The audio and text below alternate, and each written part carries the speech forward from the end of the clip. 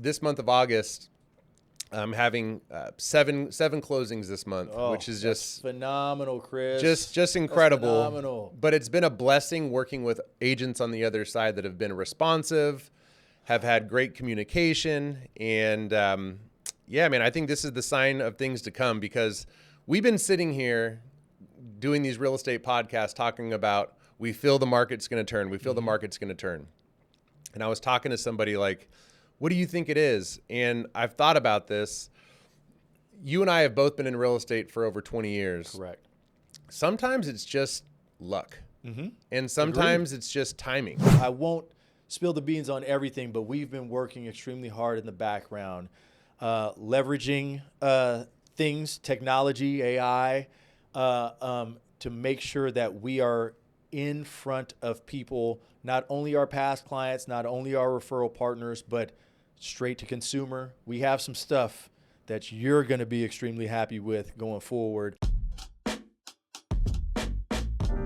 right, man. Legacy Lounge. Sometimes people want to talk. We have an incredible guest here. What's up, brother? The definition of the Legacy Lounge is the stuff that he's putting together. He's a great community leader. His story is amazing. All right, man. We're back in the lounge. It's good to see you, man. Good to see you. Man, you've been a busy man. So to get time to sit back down, and both of us in a market that's weird to be as busy as we are, it's a good thing. But I miss you, big dog. Miss you too, bro. I know that's, busy time. School's back in session. Today was first day of school for little man. Let's go. Well, yeah, it's been a busy summer, to say the least. Yep. And I'm incredibly happy to report for this month in August will be the biggest month that I've had in real estate in approximately 6 years. Wait. How many years? 6 years. Whoa. The market obviously we started seeing the market change right around the beginning of 2022. Mm-hmm. So it's been, a little bit of an adjustment the last 4 years. 100%. But my temperature check right now on the market, especially over the last couple months, is I just really feel that consumers have made peace with where we are at. And just kind of knowing that rates have been kind of where they at, kind of maybe hovering around the 6.5 area. And people have just kind of made peace with it. And I've been helping a lot of move-up buyers over the last month or two. And you and I actually have an escrow that is a phenomenal, great transaction. Great borrower. This is one of my favorite past clients, Frances. This will be the third transaction that I'm helping her with. Mm-hmm. And I got to sell one of her properties, but helped her purchase a property in a 55 and older community. Correct. And after staying there for a little bit over 2 years, she made the decision that she wants to be closer to her kids, or specifically her daughter. Yeah, it's needed, right? Because of the restrictions of the 55 older community, you can't help with the kids as much as she needs to help with the kids. 100%. Right? So her daughter Allison has two little ones, and a home popped up literally 10 houses down from her. Got a phone call from Frances on a Sunday. We wrote the offer the very next day, Monday, and we were in contract on Tuesday. Yeah. At a really nice purchase price of $599. This house is only about 7 years old. Mm-hmm. So she's going to be getting a beautiful 2-story property. And, it was funny in the beginning because, you guys had her all dialed up. Yep. And she banks with Golden One. And, yes. They were promising certain things. So she decided that she was going to leap over to Golden One. And when I met her at the home inspection, she basically just grabbed me and said, it's been nothing short of a nightmare working with Golden One. Man. They basically were telling her that their guidelines was, downsizing from the property she's in now kind of has a red flag that after she purchases this new property, she might let that other property go into foreclosure, which is completely not the case. Sense. So we got her back over to you. Thank you, man. And man, an appraisal waiver. So every time we get an appraisal waiver, it's a huge win because it makes us look good. Yes. The listing agent on the other side doesn't have to worry about dealing with an appraisal. So just kind of talk about how quick you guys were able to approve that loan, and we're probably getting close to clear to close. So we lost a week because of Golden One Credit Union. I've known a bunch of people work over there. They do have really good rates, but it's a recurring theme that every time somebody goes over there, twice in the last 30 days, somebody has gone with their rates and has come back a week later just because of how hard it is to work with them. We have the bottom of the barrel rates as well, but I refuse to let a purchase transaction to go to some of the best price banks because you do sacrifice service for getting the lowest rates. That's why they're cutting costs and things like that. They just don't have it streamlined the way it needs to be. And what happens if you don't have a great customer experience and you don't hit closing times? Nobody's happy. Yep. So with that being said, thank goodness she was able to come back in time.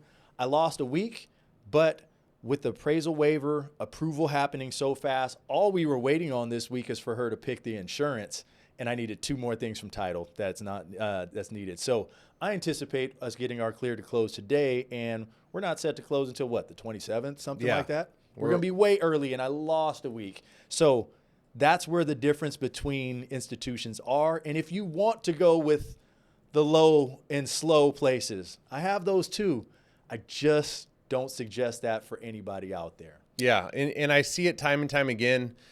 You know, one of the things that I've learned is when you're exploring banks that are fishing out of just one pond, and specifically if you're talking about like if you're going towards a credit union, their guidelines are going to be a lot stricter. 100%. And they promised her, I think, an interest rate of like 6.25. By the time they were done, they were cranking that rate close to 7%. Correct. You know, considering the property was a non-occupant property where they were considering an investment property. And she's like, no, this is going to be my primary residence. So very glad to get that one over to you and get a closing under our belt. And yeah, like 'tis the season, man. I just closed escrow for these wonderful first-time buyers at an incredible price of $1.65 million. That is an incredible price. It's a great price in ESAC. And of course, I'm doing what is something that I'm passionate about, which is I'm helping them do some remodeling and some upgrades to the property before they move in. So they're doing about $15,000 of all new electrical work, adding can lights. I'm going to have my drywall texture guy, my painter in there. They demoed out one of the bedrooms that had like a huge built-in office and cabinets that they wanted to get rid of. And, you know, we're probably going to also rip up some carpet and put in some hardwood flooring, but just a huge win. The listing agent on that, shout out to Kim Squalia. We got to work with Kim on top of that. Kim is the best, and she was just, you know, an incredible professional. She knows the area of ESAC better than anyone. It was just a real pleasure to get to do an escrow with her and get that one to the finish line. Incredible. Got a VA purchase that I'm going to be closing on Tuesday, and that's another big one, a little bit over 1.1 million. So it feels good to be talking about transactions with buyers that are over the sales price of $1 million. Yeah. And, you know, last but not least, going to be closing escrow on a listing. This was a very, very important referral from our number one insurance agent, Kenneth Carson. So shout out Kenneth if you're watching this. He referred his father over. His father was talking to multiple agents. Yes. And I was able to meet with them. We strategized. And, you know, this is an important thing anytime you're listing a house is what are we going to do? What's going to generate the most revenue and get the house sold quickly if we're talking about what kind of money are we looking to put into the property before it hits the market? Yeah. And we established that the best thing for him was to put in all new flooring, and the house is occupied. So that makes it very challenging when you're figuring out how to put in, you know, ripping out old flooring, putting in new flooring. Luckily, I have one of the best flooring installers, and his guys worked on 4th of July to literally move out all of his furniture, do the demo, do the install, and then move the furniture back the next day. Oh my goodness. So it was very strategic. And the outcome was we were on the market for a total of 4 days and received an offer for $11,000 above list price. And we are closing escrow on Tuesday. I need to slow this all down, man. for one, I say it over and over again. This is what makes you different than other agents is understanding that part of it. But, you know, did it take a lot to talk him into doing that because of the complexity of it? Yes. Okay. Now we got to this side though, and he trusted you, and that's such a big draw for people when they don't have to see what the future is, see it now in turnkey condition. Yep. I gotta think that sparked a lot of not only interest, but probably competing interest on something like that. 100%. And it makes me nervous because when I'm sitting down with sellers that maybe don't have $30,000 to $40,000 to put into a property, maybe they have 7 to 10, and you know, money is, you know, it's something that is stressful. Having to put forward some money, not knowing if you're going to get the return back, but you know. Usually the first place that I start is flooring and paint. Those are two very important things. If we can update the kitchen or maybe the primary bathroom, that's a plus, but obviously that costs a lot more money. Yeah. But in this particular situation, we hit a home run, and it was a VA buyer, phenomenal buyer's agent. And that's the other thing is, like, this month of August, I'm having seven closings this month, which is just phenomenal, Chris. Just incredible. That's phenomenal. But it's been a blessing working with agents on the other side that have been responsive, have had great communication, and yeah, man, I think this is the sign of things to come, because we've been sitting here doing these real estate podcasts talking about we feel the market's going to turn. We feel the market's going to turn. And I was talking to somebody like, what do you think it is? And I've thought about this. You and I have both been in real estate for over 20 years. Correct. Sometimes it's just luck. And sometimes it's just timing. Yeah.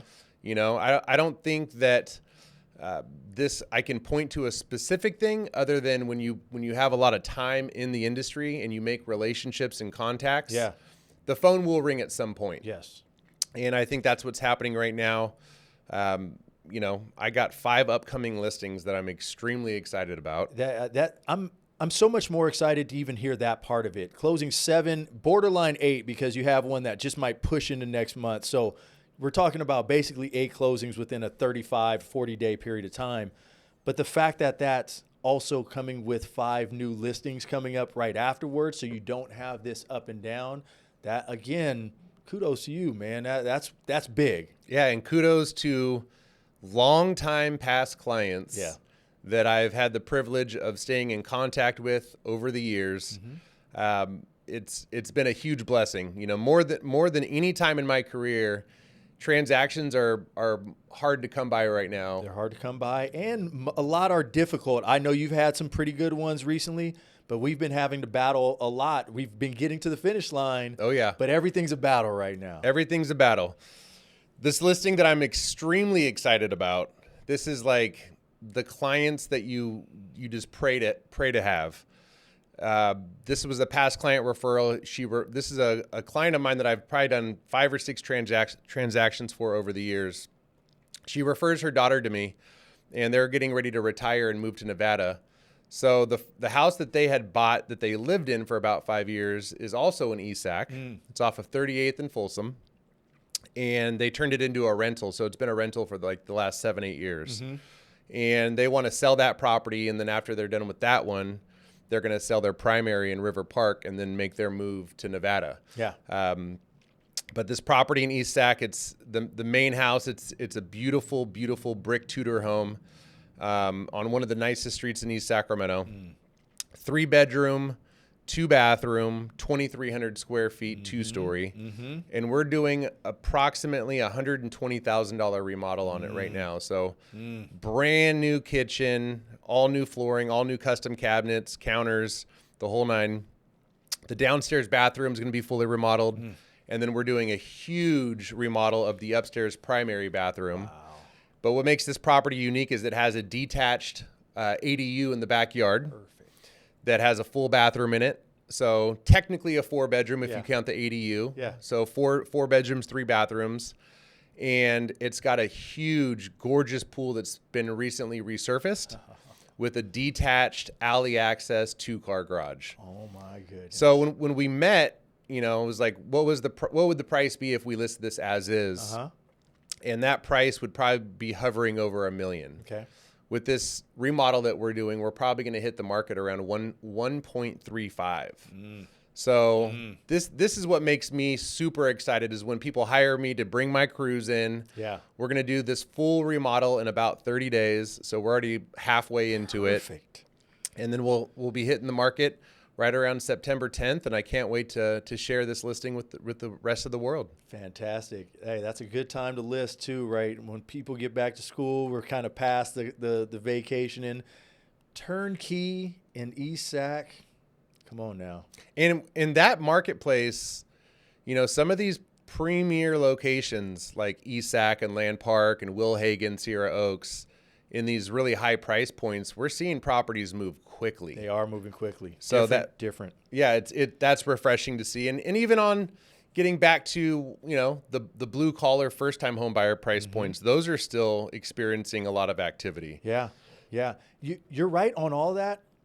But I talk to a lot of agents out there. There's a lot that aren't as happy as you are right now. Let's put it that way, right? I see a bunch of them around me that are doing extremely well right now, but there's a lot like, market. It's tough, right? Yeah, it is a contact sport. Yes. But if I were to say, I would say for myself, again, it's just getting back to the longevity of being in this industry for a long time. Is when I first got into real estate, I had a mentor tell me, just put your head down and grind for 10 years. Yeah. You got to work really hard for 10 years. But then after that 10-year mark, that's kind of like the sweet spot. If you're doing the right things, like if you have a database that you're consistently reaching out to, if you're really, really staying active, proactive, and that's kind of what I'm seeing right now, man. So Incredible. Tell us a little bit about the loan world and what you got cooking. So the loan world is doing good. I'm really proud of where we are as a company. The rates haven't been great for all of us, but it's at least stabilized. It will come back down. I don't know when, but that's something that we have out of control. I will share a pretty good success story about us and on our side that I'm pretty proud of as well. As you know, I had put over social media and put an ad out for a junior loan officer position, and we ended up hiring 2 people, starting from scratch out of the industry, and it's hard to get reps in our industry, right? Yep. You come in, you want to sell, you don't really have the contacts, you might have a lead source or whatever the case, but you really only learn as you work on your own deals. Because of that position and how many leads that I work on a monthly basis, they get the reps right away. This started about 5 months ago, and usually when I get a junior loan officer position, those people stay with me for a year, 2 years, and then fly off and feel comfortable enough to do it. Well, both George Alvarez on my team, absolute stud, and is going to be an incredible loan officer going forward. Josh came on as well out of the industry, wanted to go full bore, and they both came on. I'm a little bit sad, but happy to say that they both, in a 5-month period of time, felt comfortable enough to become their own loan officers, and because they've learned enough and think and have closed enough to this point that they're ready to do it on their own. There's rare times that people get in this industry that you actually get paid to learn, right? Yep. So we were able to extend that and got that. But that's quick. That's a quick time. That's insane quick. Yeah. And that's why I just want to give them both props on their learning curve, their fearlessness, right? It came to a point where it's like, hey, the amount of time that it takes to work leads on behalf of Rene and the book of business that I have and everything, if I can use that time to get one more loan, and they would make more money, right? Right. They hit that point in 5 months or less. That's amazing. I'm proud of these young, hungry, new loan officers, and they have a bright future, man. I can't say enough about them both. George is on his way to be, we'll all know his name in our industry going forward. Watch, I promise you that. That's awesome, man. And then your own production at Golden Bay. So would you say that things are pretty steady right now? It's steady. I'm never happy with 4 and 5 closings. I'm still have the high standard for myself. And, March was a 12-month closing, right? So that was the biggest that I had in 4 years. Yep. And everything. But so a little lull. I'll have a good August. I think I'm back to 6 of them. But, it's on a road to get back to double digits. And I told you I won't spill the beans on everything, but we've been working extremely hard in the background, leveraging things, technology, AI, to make sure that we are in front of people, not only our past clients, not only our referral partners, but straight to consumer. We have some stuff that you're going to be extremely happy with going forward. So when the industry gives you some time, some extra time, right, because you're not producing what you want to, and nobody's mad at 4 or 5 closings on the loan side, right? Right. That's not a terrible thing, but I'm not happy with it. It gave some extra time, and with some stars aligning, we've been able to work on the business, and that sets us up for a big run going forward, man. It's amazing, and I'm super excited because after, I don't know, man, I think you've been talking about this for like 4 or 5 years. You're finally taking me with you to UWM. Yes. So next month we get to go to your number one bank. Number one bank. I let my bank rep know who was coming out there, and he was like, let's do it. So believe me, I'll show you a good time out there. We will see the mothership is what I call it, right? They are why we're able to close and have such happy clients that we do have. And so I'm excited to get you out there because you'll be in a room with a bunch of other real estate agents from across the country as well, not just loan officers. And that I'm pumped up about because I love meeting agents. Yeah. And sometimes you meet other agents from different cities. You have a really good interaction, and now that saves you for if maybe a potential client's relocating. Mm-hmm. That's right. So right. So I'm pumped for that, and then I'm sure I'm going to be learning some stuff. Correct. In that class. Correct. So. Yeah, it's a one-day class. You learn more about the loan side of how we can support you as well. But it's just eye-opening. We're going to go out there, and there's more than 9,000 people in this company.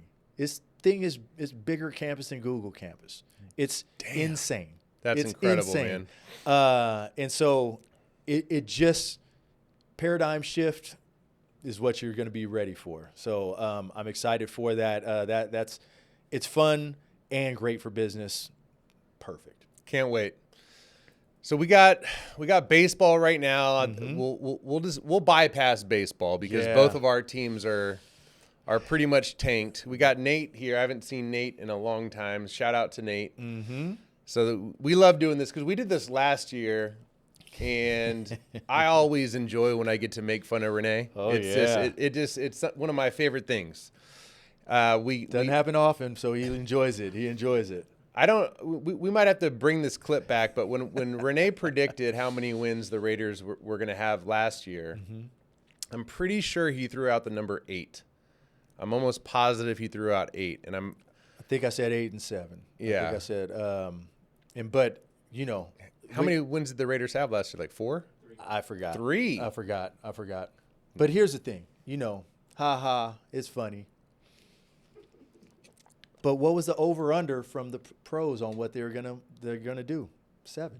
Yep. There's no way that what I thought was some reach because all the pros thought it.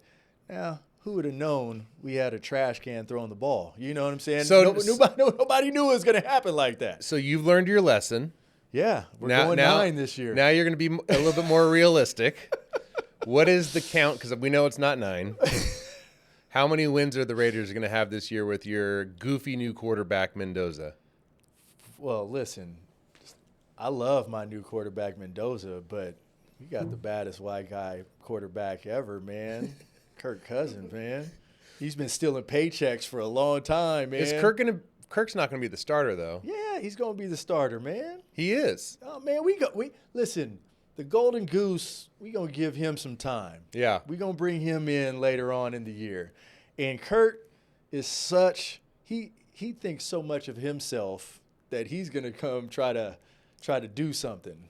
Well, he's really good at throwing interceptions, but he's also made some pretty big plays over his career. You like that? Yeah. Yeah, that's the man right there. So how many wins? They revamped a lot of stuff. I'm going 7. 7 wins. Okay. So on my team, What do you think the Raiders? I don't need what is your pick on the Raiders? I think that they're going to double their wins and they're going to have 6. Okay. So that's my prediction. Man, they really only have 3 wins.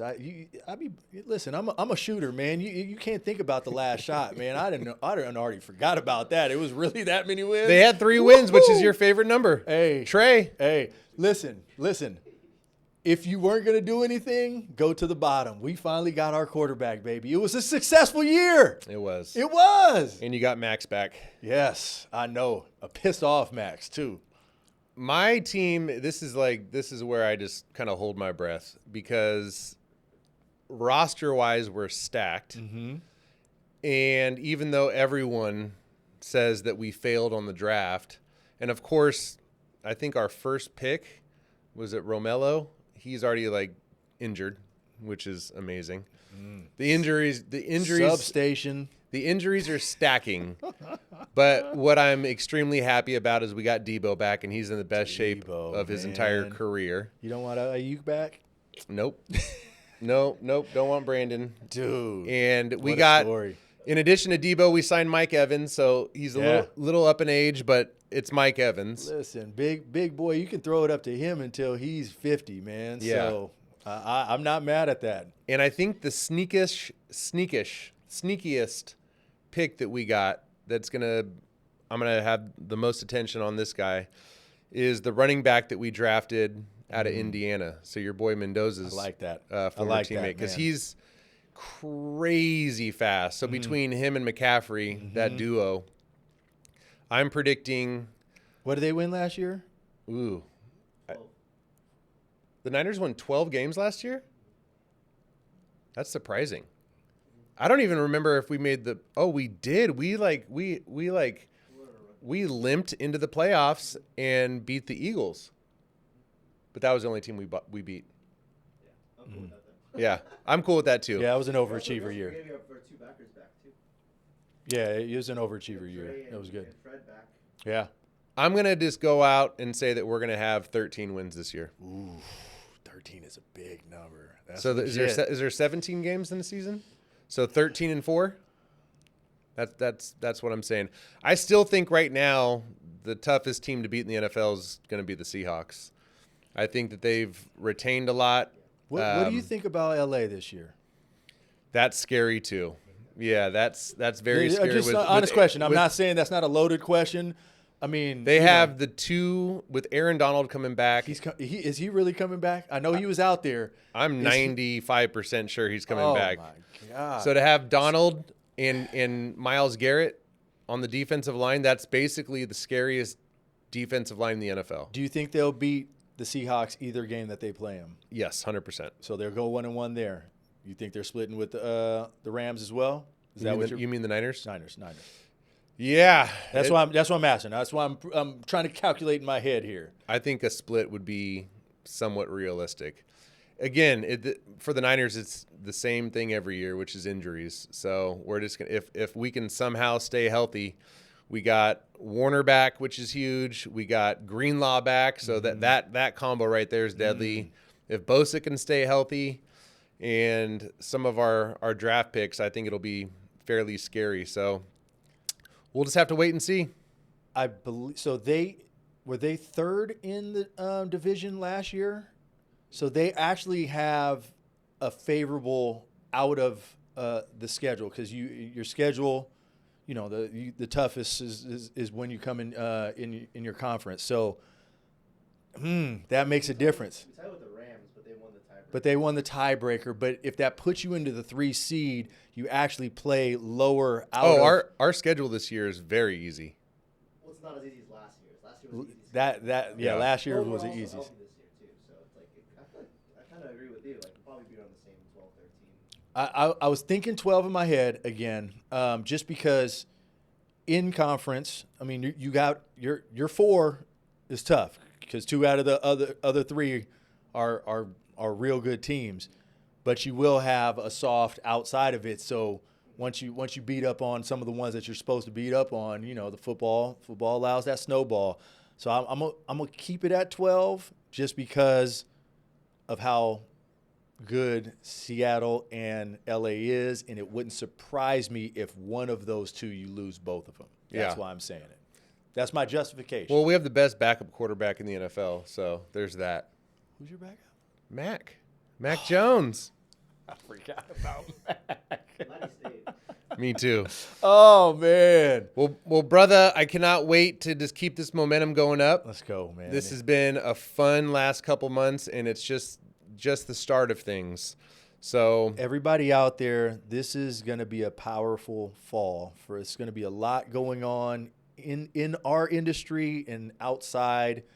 Just in general, there's a lot of stuff going on. This is a really important fall season and rest of 2026. Be ready for it. And I'm going to call it right now. In February of 27, interest rates are going to drop all the way down to 5.375, and you're going to have the biggest refi boom that you've had in a long time. Is that unrealistic? Listen, man, it almost feels like stop talking about my team because you jinxing me. You know what I'm saying? Like, that's what it kind of feels like. I hope you're right, Chris. Yeah. Right on, man. We're out.